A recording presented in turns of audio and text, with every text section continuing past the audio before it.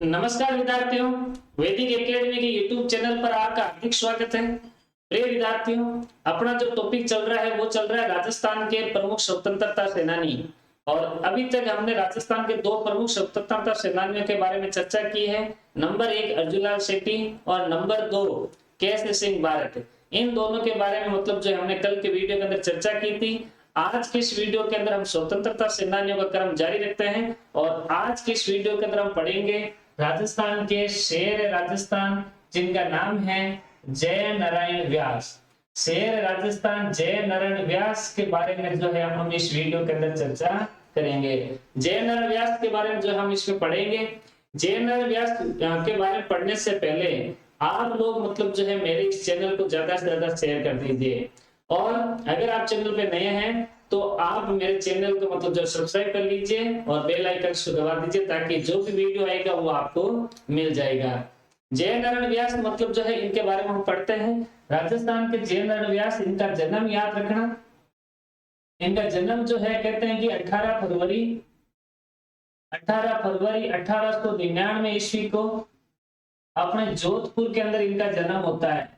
18 फरवरी 1899 जोधपुर के अंदर और पुष्करना ब्राह्मण परिवार के अंदर इनका जन्म हुआ है।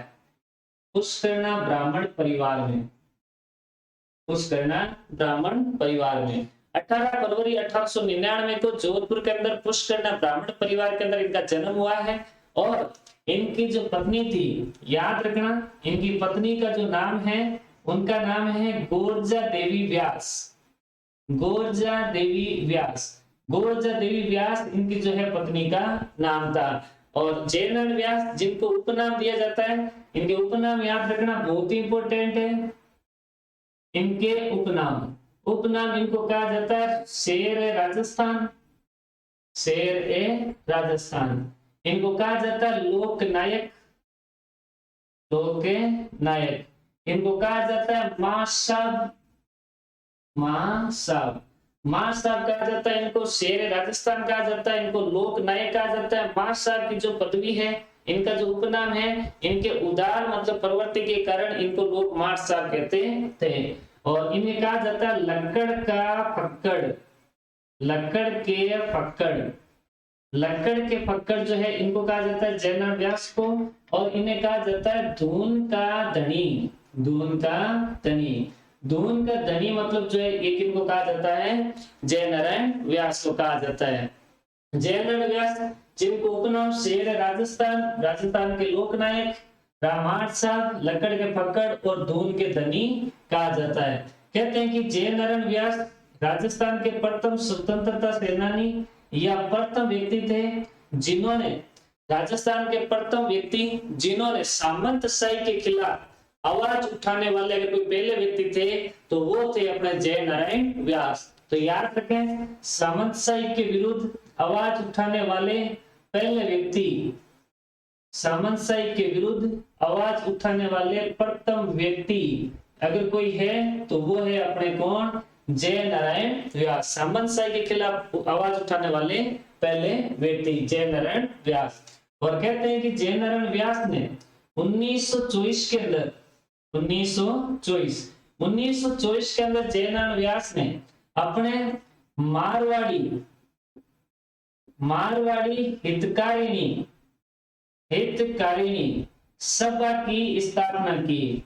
मारवाड़ी हितकारिणी सभा की स्थापना की 1924 के अंदर। और इस हितकारिणी सभा का जो अध्यक्ष है, इसका जो अध्यक्ष है वो अध्यक्ष बनाया गया था चांदमल सुराणा को। चांदमल सुराणा को जो है इसका अध्यक्ष बनाया गया। चांदमल सुराणा को मतलब जो है मारवाड़ हितकारिणी सभा का जो है अध्यक्ष नियुक्त किया गया। और 1926 के अंदर ध्यान रखना, 1926 के अंदर मारवाड़ रियासत में मादा पशुओं का निर्यात किया जाता था। मादा पशुओं का निर्यात, तो मादा पशुओं का इस समय निर्यात होता था। तो मादा पशुओं के निर्यात के खिलाफ मारवाड़ हितकारिणी सभा यानी कि चांदमल सुराणा और जय नारायण व्यास, इन दोनों ने इन मादा पशुओं के निर्यात के खिलाफ जो है आवाज उठाई थी, यानी कि इन्होंने मतलब जो है आंदोलन किया था। और इन्होंने बहुत बड़ा आंदोलन किया था और आंदोलन करने के कारण इस मादा पशुओं के निर्यात के ऊपर जो है सरकार ने जो है रोकें लगाई थी। और सरकार ने रोक लगाई तो ये मतलब जो है जयनारायण व्यास की आंदोलन के रूप में जो है प्रथम सफलता थी। ये जो रोक है इनकी प्रथम में सफलता थी, जयनारायण व्यास की ये प्रथम में सफलता थी। इसके बाद हम आगे बढ़ते हैं जयनारायण व्यास के बारे में पढ़ने के लिए।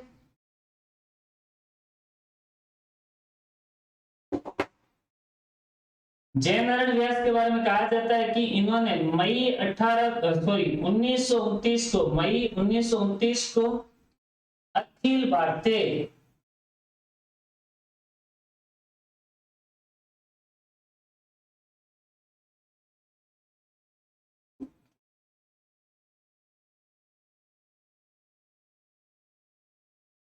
मई 1929 को अखिल भारतीय देशी राज्य लोक परिषद का अधिवेशन जो है ये मुंबई में हुआ था।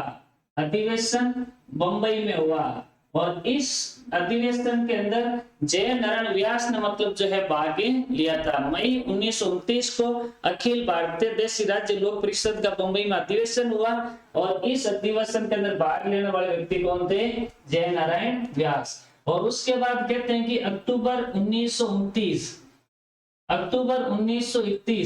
इस अखिल भारतीय देशी राज्य लोक परिषद की इकाई थी भाई। 1929 को अखिल भारतीय देशी राज्य लोक परिषद की इकाई जिसका नाम था मारवाड़ राज्य लोक परिषद, मारवाड़ राज्य लोक परिषद नाम से अखिल भारतीय देशी राज्य लोक परिषद की इकाई का गठन किया गया था। और इस परिषद का अधिवेशन जोधपुर में बुलाया गया।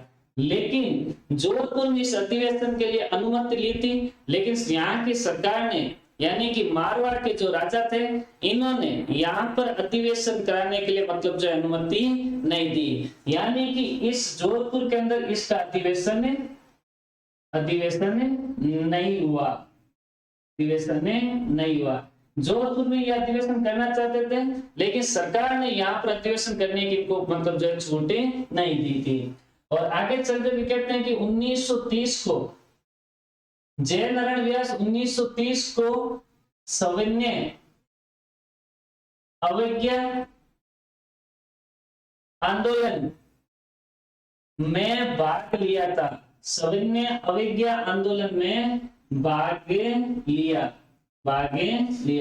1930 के अंदर सविनय अवज्ञा आंदोलन के अंदर जो है इन्होंने भाग लिया था। और उसके बाद याद रखना 10 मई 1931 को कहते हैं कि जयनारायण व्यास ने मारवाड़ यूथ लीग की स्थापना की थी। तो कई बार सवाल आता है एग्जामों के अंदर कि मारवाड़ यूथ लीग की स्थापना किसने की थी? तो मारवाड़ यूथ लीग की स्थापना करने वाला कोई व्यक्ति था तो वो कौन था? जयनारायण व्यास था। और जयनारायण व्यास के बारे में हम आगे पढ़ते हैं।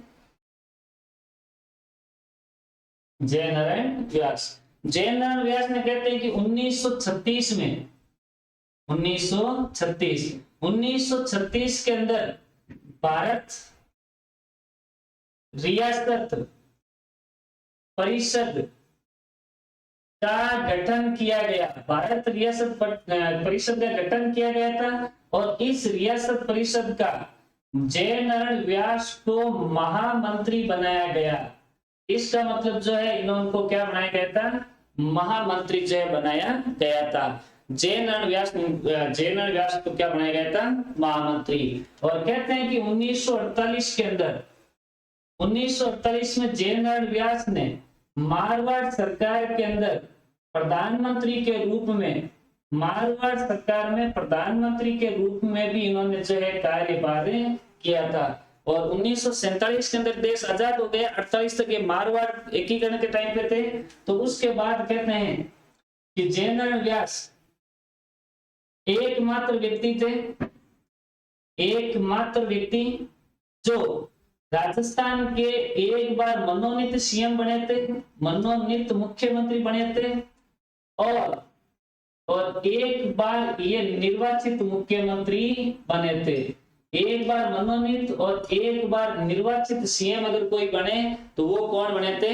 जय नारायण व्यास बने थे। और जय नारायण व्यास, इनका याद रखना दोस्तों, इनका जो मार्च 1963 को इनका जो है देहांत हो गया। मार्च 1963 को जो है इनका क्या हो जाता है? देहांत हो जाता है। और इनके बारे में कुछ और भी बातें हैं। इनके समाचार पत्र याद रखें, बहुत ही इंपॉर्टेंट है। जय नारायण व्यास के समाचार पत्र में देखा जाए तो इनके 4 समाचार पत्र है। जय नारायण व्यास के समाचार पत्र, एक तो समाचार पत्र है जिनका नाम है तरुण राजस्थान। दूसरा समाचार पत्र है अखंड भारत। तीसरा समाचार पत्र है जिसका नाम है आगी बाण। और नंबर 4 समाचार पत्र है जिनका नाम है पीप। ये 4 समाचार पत्र जो है जय नारायण व्यास के हैं, तरुण राजस्थान, अखंड भारत, आगी बाण और पीप। ये जो तरुण राजस्थान है ये तो 1927 के अंदर प्रकाशित हुआ था, और ये ब्यावर से मतलब जो है समाचार पत्र निकलता था। 1927 में इसकी मतलब जो है ये समाचार पत्र शुरू किया गया था, और ये ब्यावर के अंदर छपता था, ब्यावर से ये प्रकाशित होता था। अखंड भारत 1936 के अंदर, और ये मतलब जो है कहते हैं कि बंबई, जब ये बंबई थे तो वहां बंबई से मतलब जो इसको प्रकाशित किया गया था। 1936 बंबई के अंदर जो है अखंड भारत जो है समाचार पत्र निकलता। और आगी बाण ये भी मतलब ब्यावर से निकलता, लेकिन इस समाचार पत्र की सबसे बड़ी बात यह है कि राजस्थानी भाषा का प्रथम राजनीतिक समाचार पत्र अगर कोई है तो वो आगी बाण है। राजस्थानी भाषा का प्रथम राजनीतिक समाचार पत्र, राजस्थानी भाषा का प्रथम राजनीतिक समाचार पत्र अगर कोई है तो वो है अपने कौन सा? आगी बाण। और पीप ये भी ब्यावर से निकलता था, ब्यावर से छपता था, प्रकाशित ब्यावर से होता था, और इसकी जो भाषा थी वो अंग्रेजी भाषा थी। अंग्रेजी भाषा का पाक्षिक समाचार पत्र, अंग्रेजी भाषा का पाक्षिक समाचार पत्र अगर कोई है तो वो है अपने कौन सा? पाक्षिक समाचार पत्र, वो है अपने कौन सा? पीप। और याद रखना इनकी 2 किताबें भी हैं जो बहुत इंपॉर्टेंट है एग्जाम की दृष्टि से, जो है बिल्कुल मतलब जो है आने लायक है। तो इनकी जो पुस्तकें हैं, 2 पुस्तकों के बारे में याद रखें।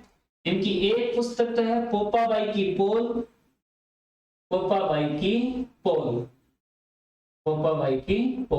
और एक वेब पुस्तक है जिसका नाम है मारवाड़ की अव्यवस्था।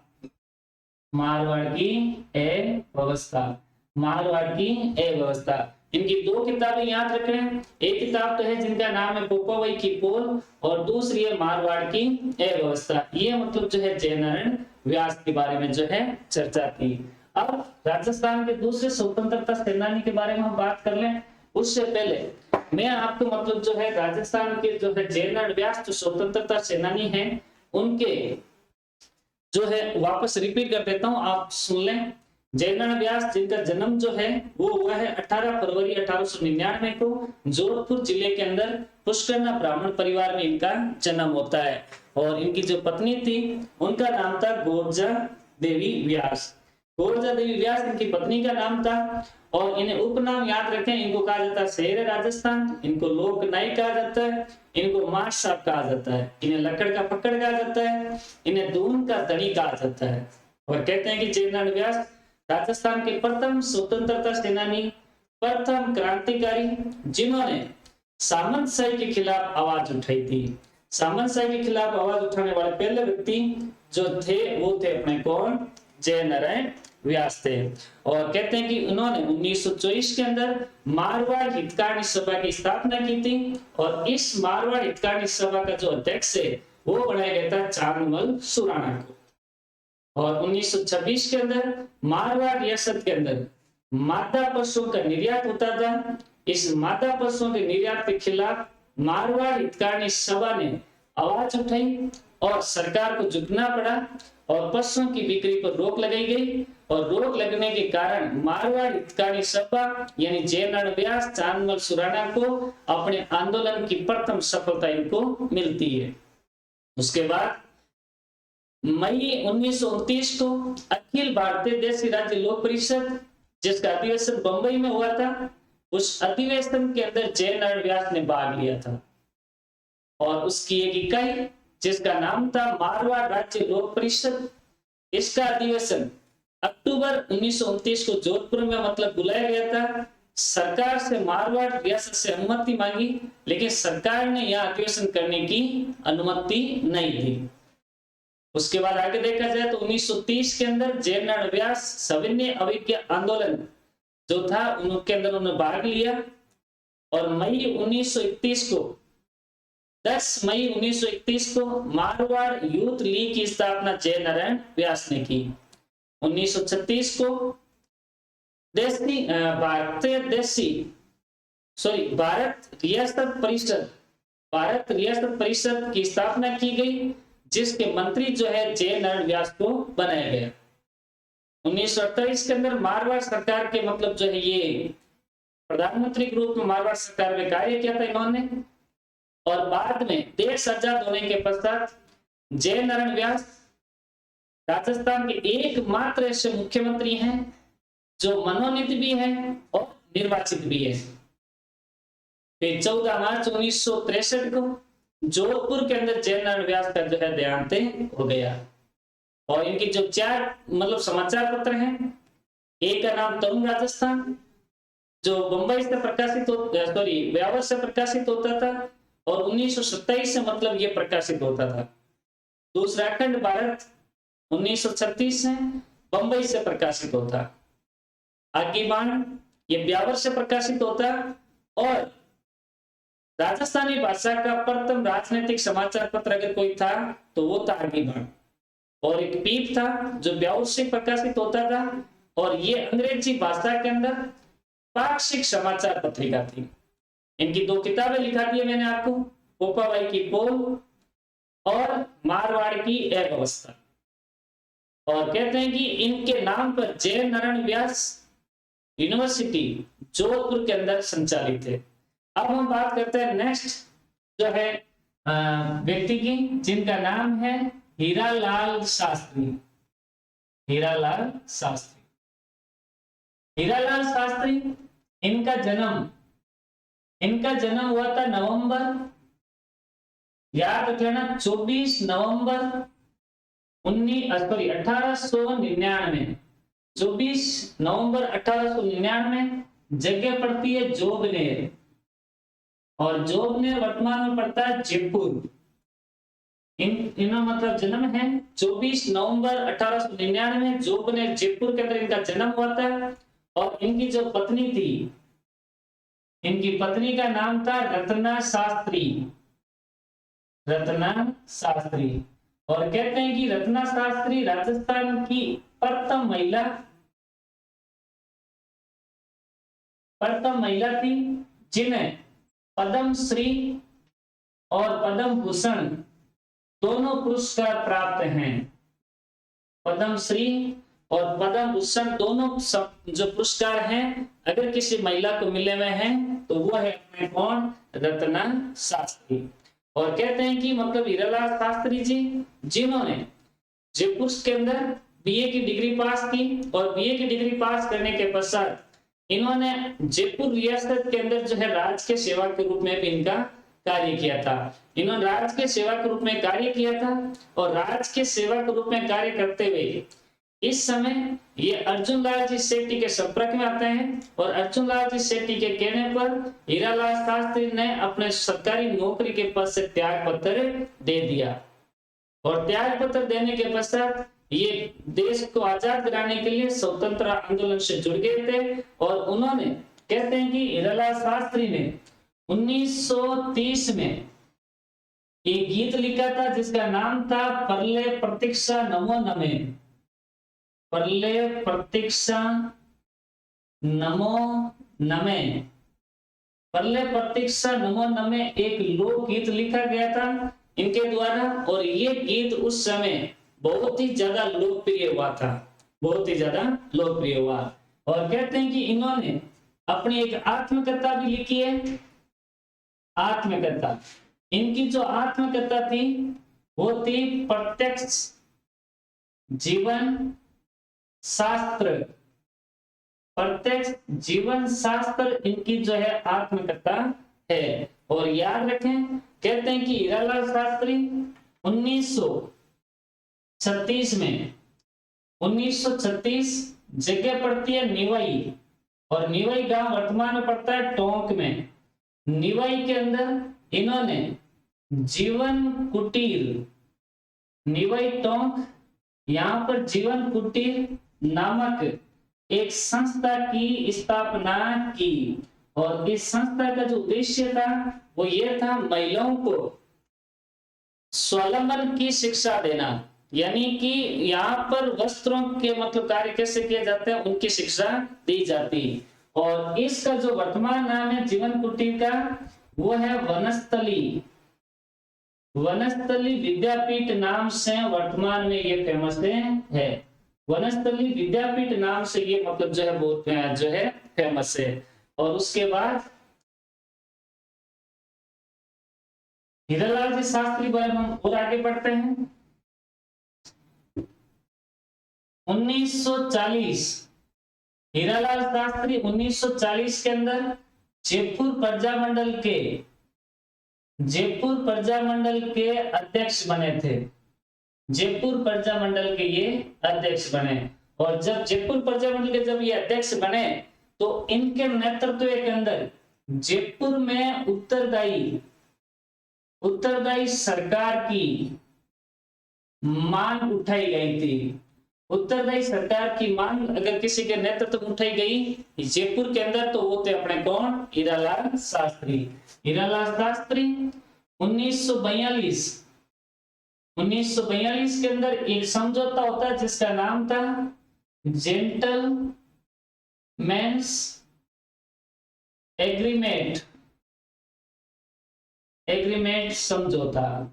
और कहते हैं कि 1942 में जेंटलमैन्स एग्रीमेंट समझौता हुआ था जिसमें हीरालाल शास्त्री और जयपुर रियासत के जो प्रधानमंत्री थे, हीरालाल शास्त्री और जयपुर मतलब जो प्रधानमंत्री थे वो थे मिर्जा इस्माइल। जयपुर रियासत के प्रधानमंत्री मिर्जा इस्माइल के मध्य ये जेंटलमैन्स एग्रीमेंट समझौता हुआ। और इस समझौते के तहत कहते हैं कि हीरालाल शास्त्री ने इस समय एक आंदोलन चला जिसका नाम था भारत छोड़ो आंदोलन।